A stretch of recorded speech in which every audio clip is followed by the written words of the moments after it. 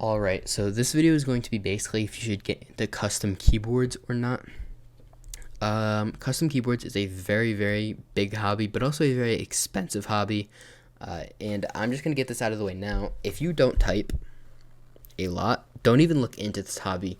Just get a gaming keyboard like a GK61 with optical yellows, or get something like a Leopold, Durgod, Farmillo, which are very good pre-built keyboards. Very, very, they're the best pre-built basically you can get. That are just good. And just a disclaimer, this is going to be a little bit of a longer and more intense video than you're usually used to seeing from me. I am going to go into like display capture, and I have a ton of things lined up. This is probably going to be a very, very long video, and I'm going to try to explain everything the best that I can, and I'm going to show you how expensive this hobby is going to get. I'm not trying, I will show some budget things, but I'm just showing you how bad this hobby can get. But I will also go through keycaps and the differences and the switches and how to loop and like all of that, and the mounting styles and keycap profiles and all of that. So this is my custom keyboard. It is just a mid-end custom. I did cheap out on the keycaps. These are just HK Gaming keycaps. They were $60. In their cherry profile, which I'll get into the profile in a second. This is an NK65 V2 with lubed, filmed, and spring swapped lavender switches, and it's just silver, and it says novel keys on the back. So yeah, now I'm going to turn on display capture, and actually before I do that, I'm gonna make this simple.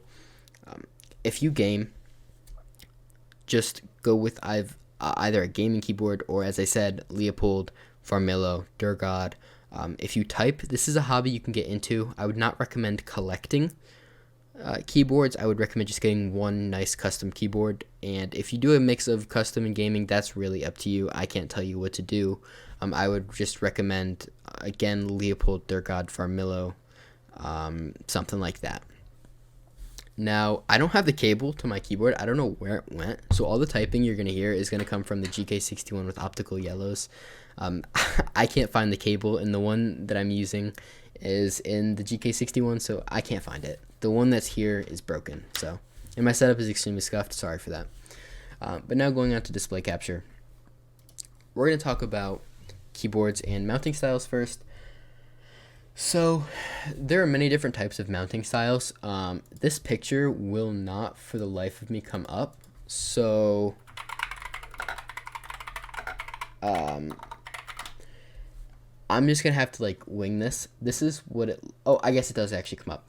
So tray mount, top mount, bottom mount, sandwich mount, plateless mount, integrated plate, and gasket mount. So this is going to be they're all going to have their advantages and weaknesses. As you can see here, I don't even know if you're going to be able to read that actually.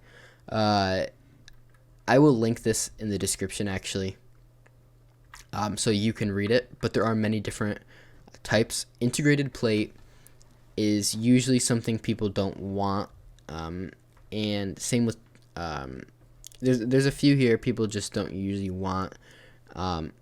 Whether they make it very stiff or very uneven.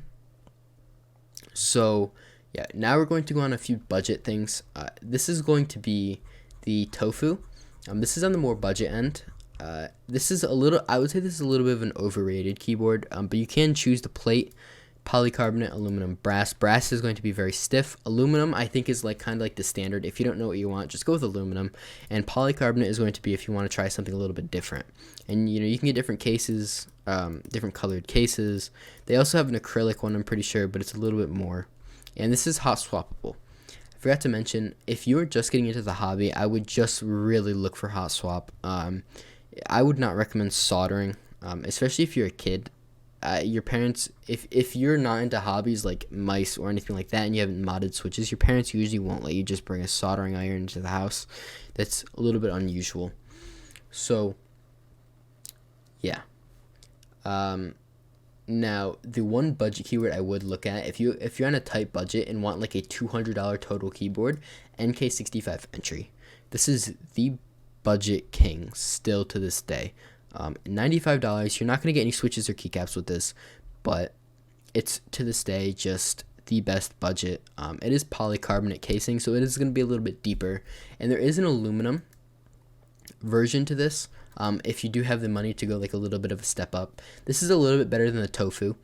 It has a better mounting style than the Tofu, and it's overall it's gonna have a higher ceiling of sound.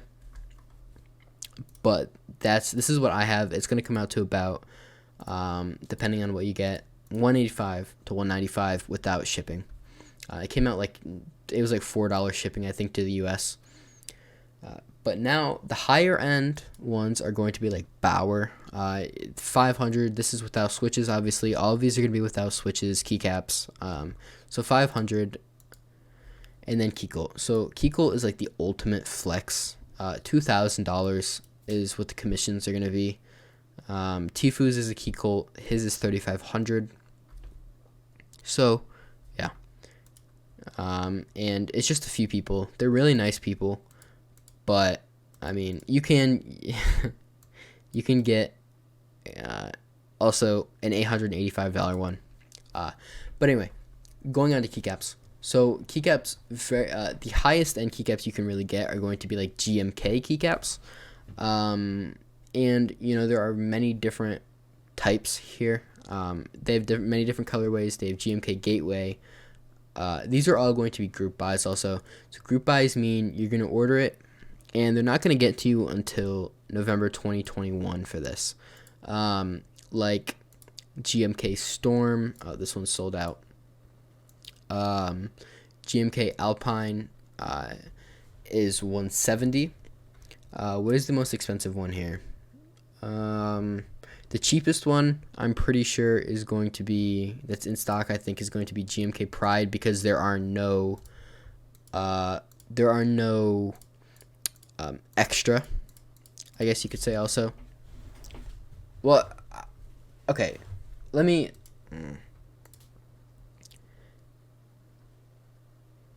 actually, I guess it might just be cheaper, because I'm actually not sure why it's cheaper.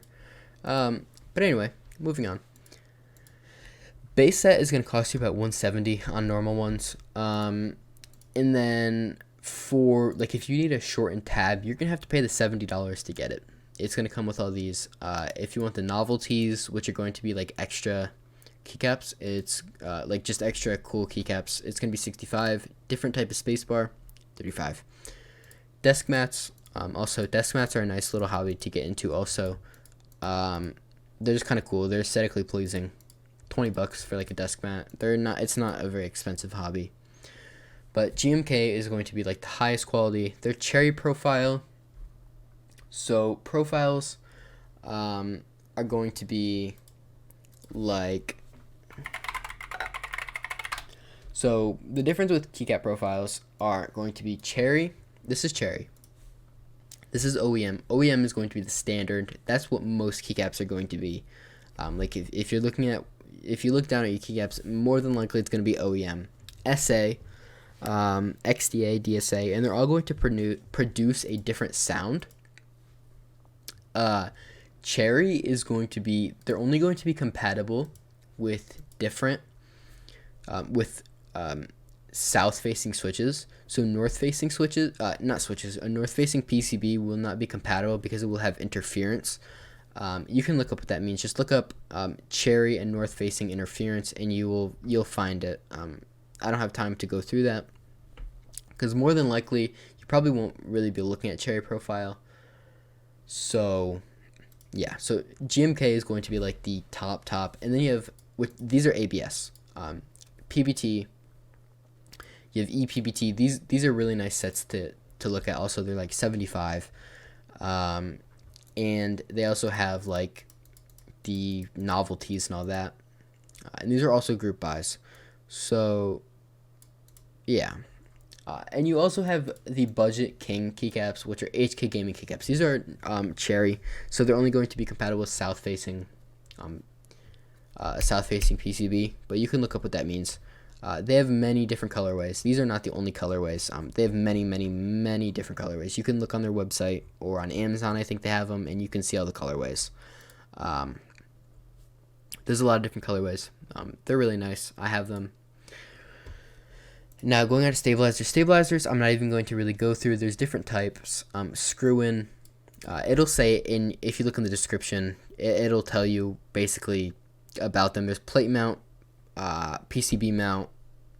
There's many different kinds. And screw-ins. Screw-ins are going to be the most stable. They're not always going to be $30. You can look for, there's for screw-ins, there's Duroc C3 and Zeal PC. Zeal PC are just kind of like the ultimate flex, I guess, to just have Zeal PC stabilizers. Plate mount are going to be the most wobbly, but most keyboards that are hot swap are going to have plate mount stabilizers, but that doesn't mean they're horrible. These ones are $25. You can get different cheaper ones. There's Duroc plate mount. There's Everglide plate mount, which I originally had, and I really liked them, which they were only like $12 total. So yeah, if you look in the description of your keyboard, it will most likely tell you whether they are PCB or plate mount, so you don't need to worry about stabilizers. That's the last thing you should really be worrying about. Now going on to switches. We're going to talk about switches a little bit. So when you look at switches, I'm going to go to the Gateron ink switches. So inks, alright, let's say you want some ink blacks. These are not lubed, obviously. Say you want 70 for a 60%. I always say if you like 65%, just get 70. I don't know what I said. Oh, I did not mean to do 16. 7. That's gonna cost you about $54 for some switches. And that's a little bit expensive. These are higher end switches. Inks are pretty high end switches. Now let's go to a lower end switch, which are gonna be like Kale Pro. The differences are what the housings are made out of. So the housing is, this is the bottom housing, this is the top housing, and then this is the stem. The stems are all made out of different things. The housings, everything. The housings are different, and the springs are not very good on a lot of the budget. For 70 of these, it'll come out to about $25 or $21, something like that. So these are marginally cheaper. But they're not going to be as smooth when fully modded, like lubed, filmed, all of that. They're just not going to be as smooth. But in the end, it is preference. But I really just wouldn't recommend looking at these switches. They're not the best. Now, we can close out of this. We can close out of the stabilizers. Now into lubricant. So you're going to need two different types of lubricants. You're going to need 205 grade 0 for switch stems. So this is a switch stem. This right here, you're going to lube the switch stem. There's lubing tutorials all over. You're going to also lube the bottom housing, which there's tutorials, so I'm not going to teach you how to lube but you're going to lube the bottom housing and the top housing with 205 grade 0 if you have linears. If you have tactile switches, you're going to go with 3203 or 3204 tribosis. So yeah, tactiles are a little bit harder to lube. Linears are very straightforward. You use 205 grade 0 on the stem and the bottom housing. And then for the springs, you take all the springs out. You get GPL 105 lube. You put all the springs in a bag. And then you put a few drops of this in here. It's only 0.5 ounces. So you put this in the bag, a few drops with the springs, and then you shake the bag for about a minute, and then your springs are bag lubed. You can put them back in the housings, and that's how you lube your switches. Now you can get switch films, which basically make your switches tighter. They make them not wobble as much. They kind of get rid of that rattly sound a little bit. I would recommend them. They're only $5. So yeah. So total, keyboards can come out to any price range. I would really recommend not getting into custom keyboards. Keyboards like this, I will show off a Leopold keyboard. You can get them on mechanical keyboards. This is what they look like. There's different colorways, obviously. These are going to be the best pre-built. They do look a little bit like older, but they they do sound pretty good, and they are the best stock keyboard really. And then you have like Varmelo, which have like the fun colorways. Techni loves like the Maya Pros. This you can get like a panda one. You can get a koi one. They have like pink ones. They have the rainbow ones. I actually had one of these. I had a Varmelo keyboard. They're really good, amazing. This is my favorite. I love this colorway. Absolutely love it. I just think it's sick. And these come in cherry switches. All of the pre-builts are really going to come in cherry switches. And the last thing I want to go over is Topre. So Topre is not mechanical. Topre is not mechanical. Topre is membrane. You're most likely going to see this in something called like an HHKB. This is not going to be the best for gaming, but people that are strictly typing, Topre is something you should 100% look into. Topre, you can get these on mechanicalkeyboards.com. Topre, there's Leopold Topre. These are a little bit expensive, obviously. HHKB. Topre is membrane, but it is just something to look into. I'm not going to go over it because it's not custom or anything, but you can look into it if you do a lot of typing. It is tactile, and it is a very, very high quality rubber dome. So that is going to be the end of this video. If you have any questions, you can hit me up on Twitter. It will be in the description below. And that's going to be the end of this video. Peace.